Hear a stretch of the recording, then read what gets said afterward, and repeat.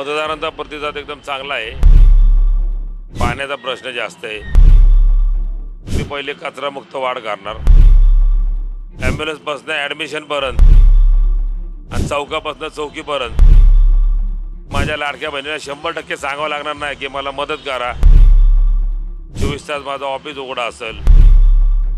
नमस्कार, मी Deepak Darade for the people न्यूजमध्ये आपलं सर्वांचं स्वागत आहे. मंडळी, पुणे महानगरपालिकेची निवडणूक सुरू आहे. त्याचा प्रचार हा जोरामध्ये सुरू आहे आणि आपण प्रभाग क्रमांक 23मध्ये आहे. इथं महाराष्ट्र नवनिर्माण सेनेचे प्रल्हाद गवळी हे उभा आहेत आणि चर्चेमध्ये हा चेहरा आहे. का नेमका चर्चेमध्ये हे आपण त्यांच्याकडून जाणून घेऊ. त्यांचं काय अजेंडा आहे, काय विजन आहे, त्यांचं काय काम आहे हे समजून घेऊयात.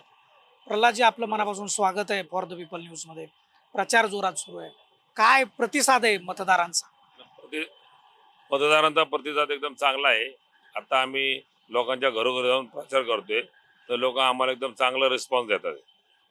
काय इथले मुद्दे आहेत प्रचारामध्ये? इथल्या लोकांच्या समस्या काय आहेत? इथले प्रश्न काय आहेत? कारण हा व्यापारी बाजारपेठ समजली जाते. म्हणजे जुन्या पुण्यातली हा रविवार पेठ, नाना पेठचा हा मतदारसंघ आहे. काय परिस्थिती आहे इथे? या परिसरामध्ये जुने पुणे म्हणतात त्याला आपण, परंतु इथं आता कचऱ्याचा प्रश्न सगळ्यात जास्त आहे.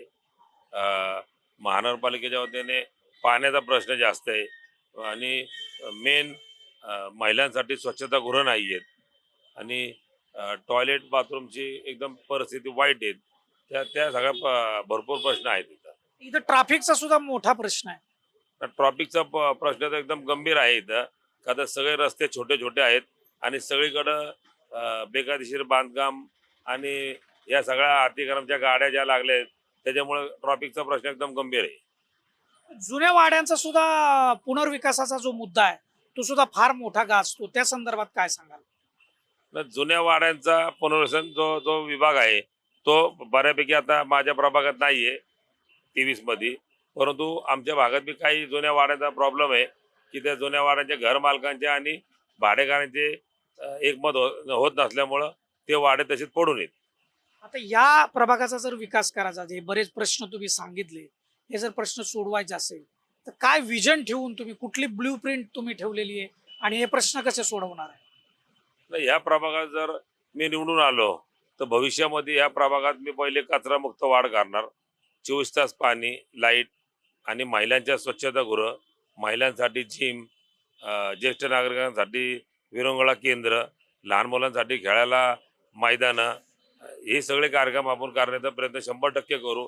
त्याहून 24 तास ॲम्ब्युलन्स सेवा कशी देता येईल, 24 तास माझं ऑफिस उघडं असेल किंवा सकाळी 6 ते सकाळी 9 या 4 तासात मी स्वतः प्रभागात फिरून प्रभागात काय काम चाललंय, नक्की काय चाललंय ते बघायचा प्रयत्न मी 100% करणार.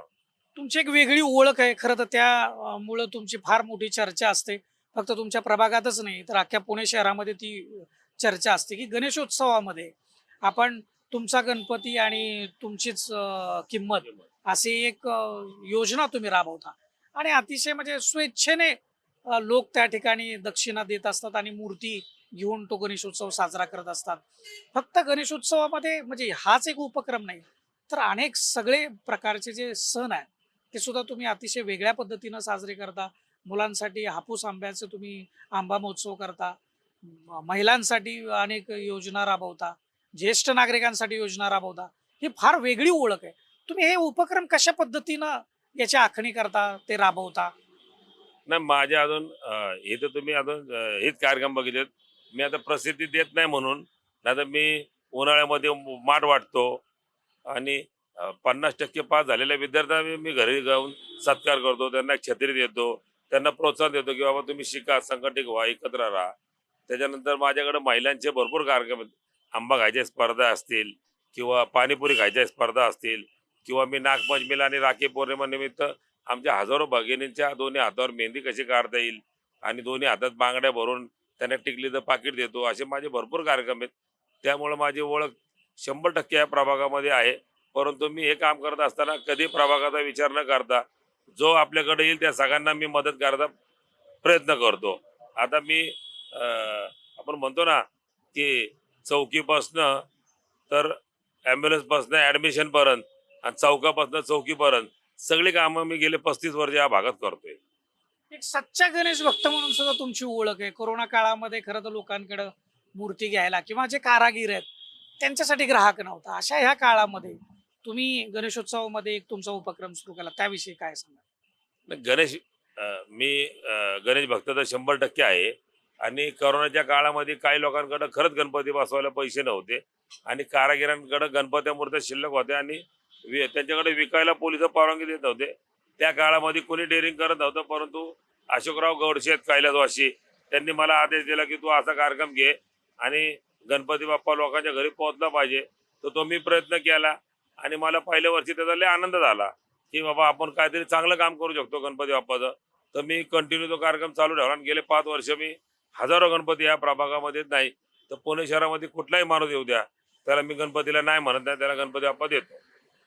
एक आता महिलांसाठी खूपच तुम्ही चांगले उपक्रम केलेत. लाडक्या बहिणींचा लाडका भाऊ निवडणुकीमध्ये उभा आहे. तर या निमित्तानं काय आवाहन तुम्ही मतदारांना कराल?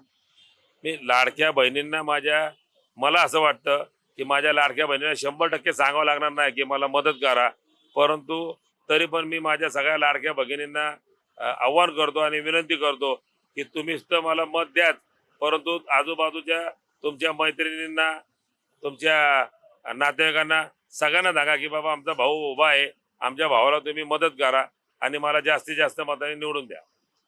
हे होते प्रल्हाद गवळी, महाराष्ट्र नवनिर्माण सेनेकडून या रविवारपेठ नानापेठ या मतदारसंघामध्ये, या प्रभागामध्ये, प्रभाग क्रमांक 23 मध्ये ड मध्ये त्यांचे नाव आहे.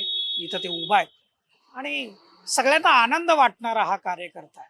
म्हणजे गणेशोत्सव असू द्या, वेगवेगळे सण असू द्या किंवा तुमची कुठली अडचण असू द्या, या सगळ्यामध्ये हा धावून जाणारा, सगळ्यांना आनंद देणारा हा कार्यकर्ता आहे. त्यांनी आवाहन केलंय निवडून द्या म्हणून. सगळेच उमेदवार रिंगणामध्ये आहेत. आता मतदार राजा काय निर्णय घेतो हे आपल्याला 15 जानेवारीला मतदानाचा दिवस आहे आणि 16 जानेवारीला निकाल आहे. त्या दिवशी आपल्याला समजेल. आपण फॉर द पीपल न्यूजला कनेक्ट राहा, सबस्क्राईब करा, फॉलो करा आणि आमच्या अपडेट्स त्यामुळे तुम्हाला मिळत राहतील. कॅमेरामन रोहित वनपेटेसह मी Deepak Darade, for the people news, Pune.